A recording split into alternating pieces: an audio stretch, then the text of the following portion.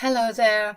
I heard that you guys like some revenge stories here. Well, I have one for you, and it's about my mother-in-law, Nicole.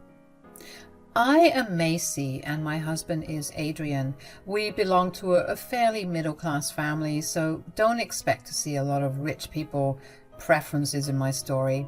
We had a humble life and were happy being together, the two of us. Nicole was always a problem because she never liked me much. She has a habit of asking my husband for things and gets mad when he denies giving her something. What also drives her mad is when my husband buys me something. So, when she saw that I had a new car, she absolutely freaked out and said, "Why on earth does Macy get a new car from you, Adrian?" "She's going back to college, Mom. It's important to have her own vehicle now. She definitely can't use mine." "She doesn't need a car. She can just take a bus like everyone else." Everyone in the camps actually has their own car or lives within walking distance away." "Why can't you walk then, Macy? It's no big deal." "My college is like an hour away from home, Nicole. I can't possibly walk that far every day." "You are just being lazy and finding excuses to get a new car. You can definitely take a bus or something, but you intentionally bought a car because you think you are above taking public transport, Macy." "Mom, tell me the truth. What is this really about?" "You didn't listen to me, Adrian. I should have got the car instead of your wife. I told you that the car is pretty old now, plus I needed a raise in the allowance you gave me. You should have given me the car and money instead of spending so much on your wife." Nicole and Adrian had a big fight, and my mother-in-law left our home in a huff. She rarely visited anyway, since she lived 8 hours away. She had some family in our city while one of her sisters lived near her. This was a pro for me because Nicole wasn't down our throats as frequently as she would have liked. She rarely came over due to the distance, but when she did, there was always some drama. Then again, she even starts drama over the phone, so you can say that she is an attention seeker and a drama queen. This incident about Adrian gifting me a car became a big problem later. But I hadn't realized that until it was too late. A month after this incident, Nicole offered to drive me to her house for Thanksgiving. We were supposed to celebrate Thanksgiving with her and her sister's family. My husband had gone to a different state for work and was supposed to fly to Nicole's city on the day before Thanksgiving. Nicole was leaving a day before because she needed to travel for 8 hours as she came with her car. Out of the blue, she offered to drive me to the destination with her and turn it into a road trip. She started saying that it would be so much fun and that she wouldn't have to drive alone. I was a little skeptical at first, but Adrian encouraged me to take up Nicole's offer. I guess he was hoping the road trip would turn into a bonding experience. I didn't want to make my husband sad, so I decided to give this a go. Well, that was a big mistake. We got off to a good start, and the first 4 hours actually went by fairly soon. We started out a little late because I had some work at home, so when we were halfway from our destination, it was almost 1 a.m. at night.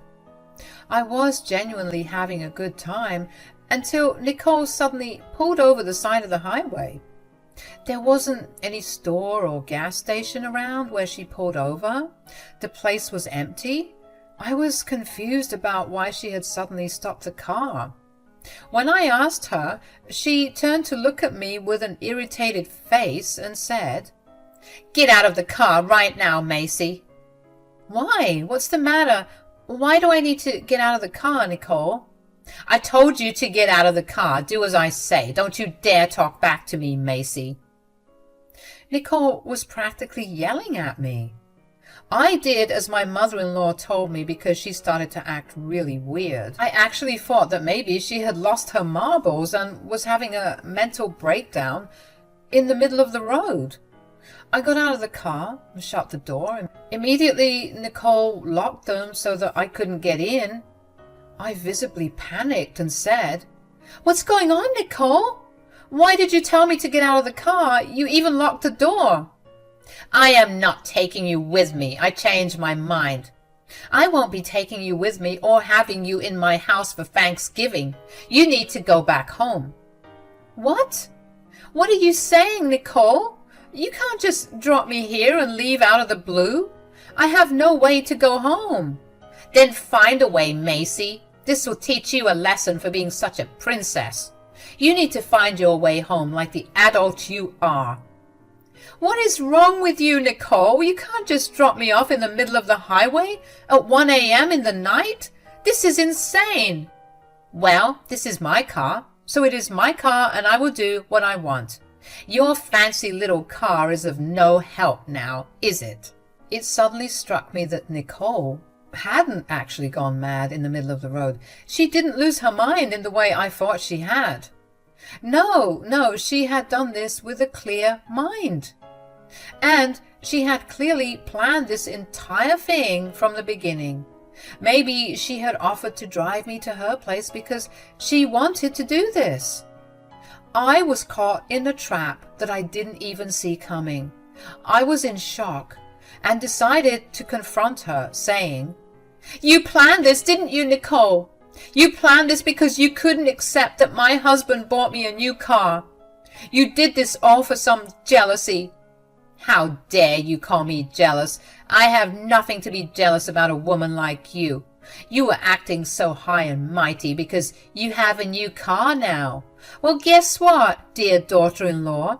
It will be of no help to you now. It can't even come and get you from the middle of the highway." "Yes, exactly, Nicole. The car can't come and pick me up, and my husband is in another state entirely. I cannot go home like this, Nicole. You need to drop me home even if you don't want to take me to your house." I was practically begging my mother-in-law at this point. Yes, there were a lot of cars on the highway, but I also know what happens to hitchhikers when they come across the wrong people. Did I mention that it was 1 a.m. at night?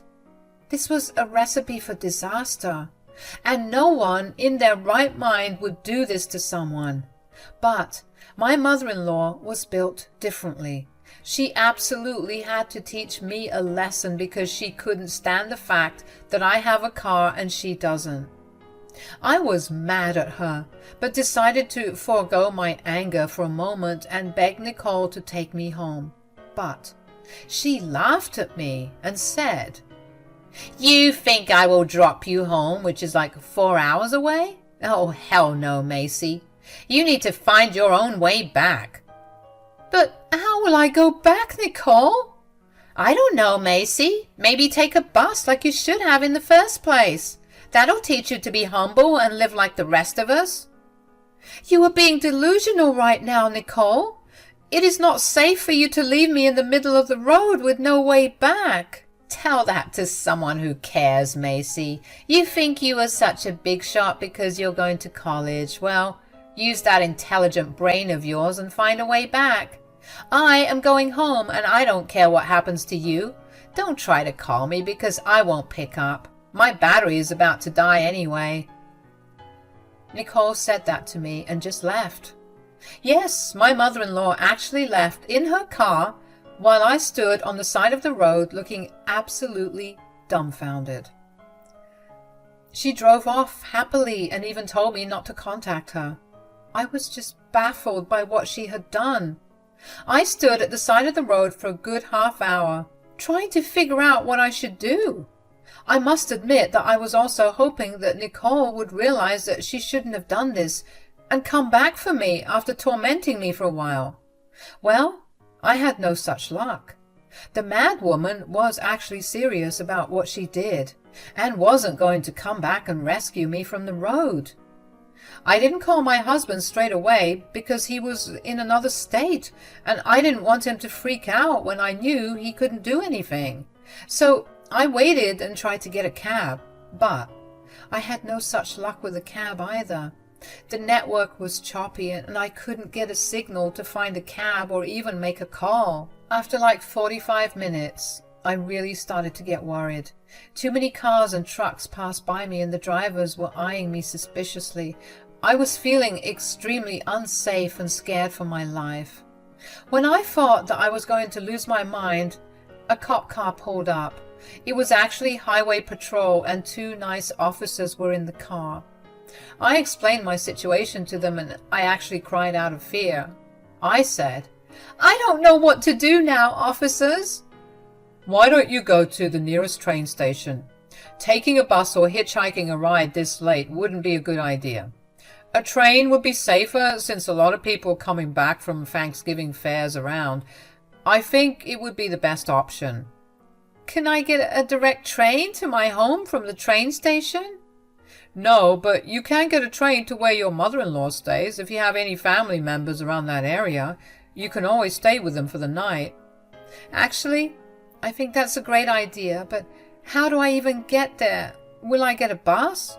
I don't think so, miss. Catching a bus this late might be a problem, but we can drop you off at the train station if you want. That would be perfect, officers. Thank you so much for your help. I got in the police car and the cops took me to the nearest train station, which was only 15 minutes by road.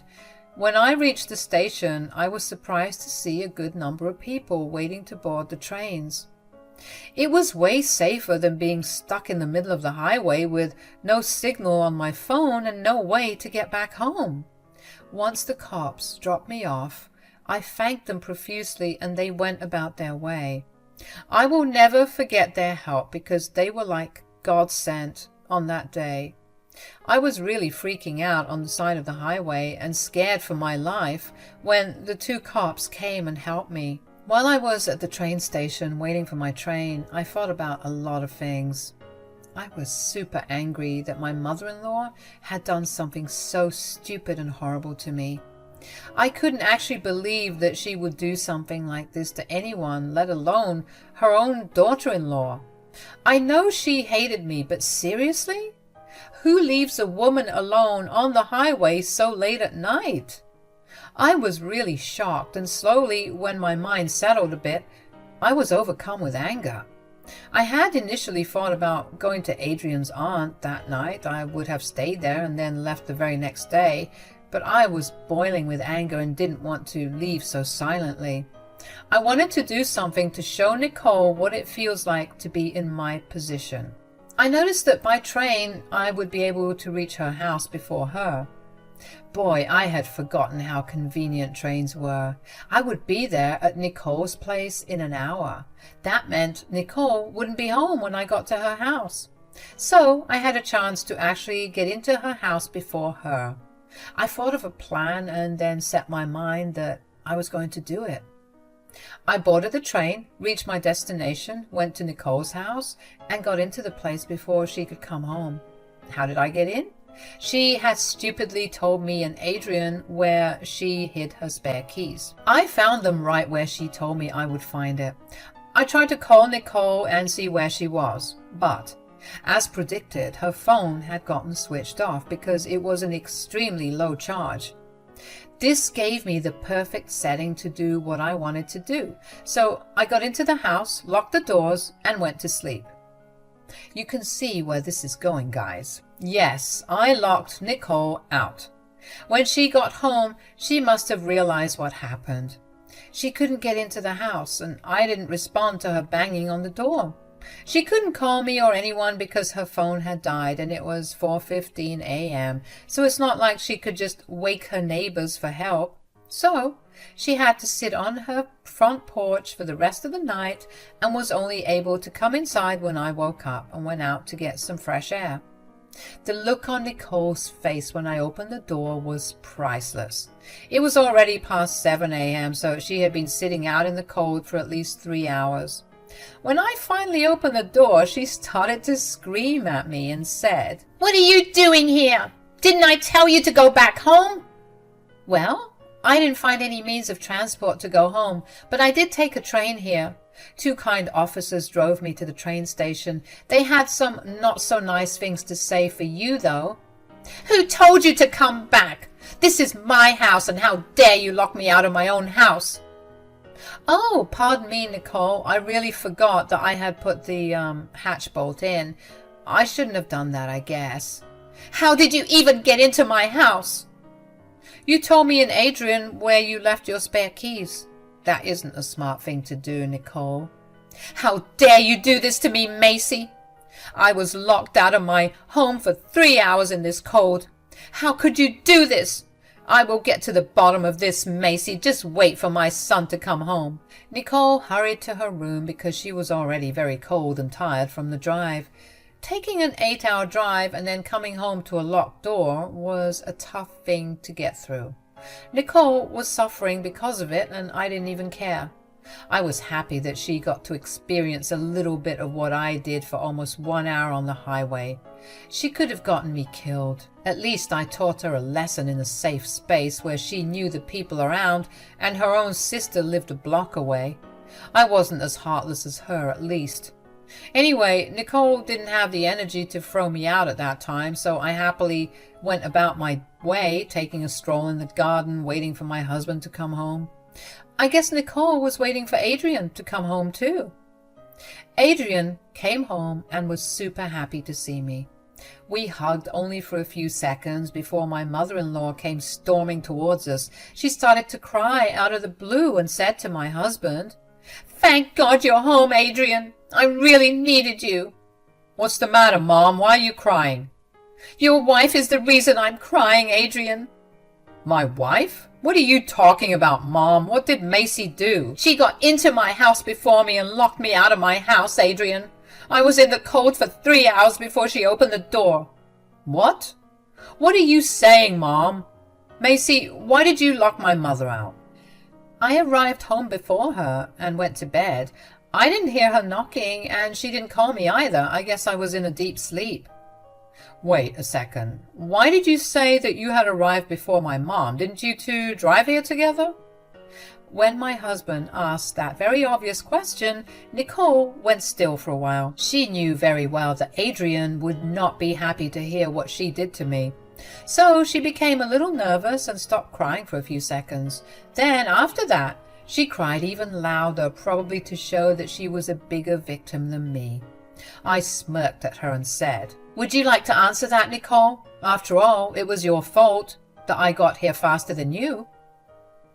"What are you saying, Macy? Please tell me what's going on."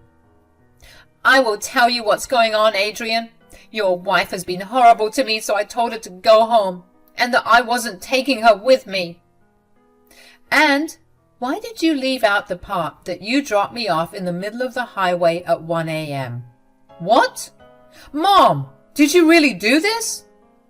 "She did do this, Adrian. She did it because she wanted to teach me a lesson for getting a car when I was perfectly capable of walking to college or taking a bus." "Are you still going on about this, Mom? And you decided that teaching my wife a lesson like that would be a good idea?" Well, she had it coming for being such a snob about taking the bus to college.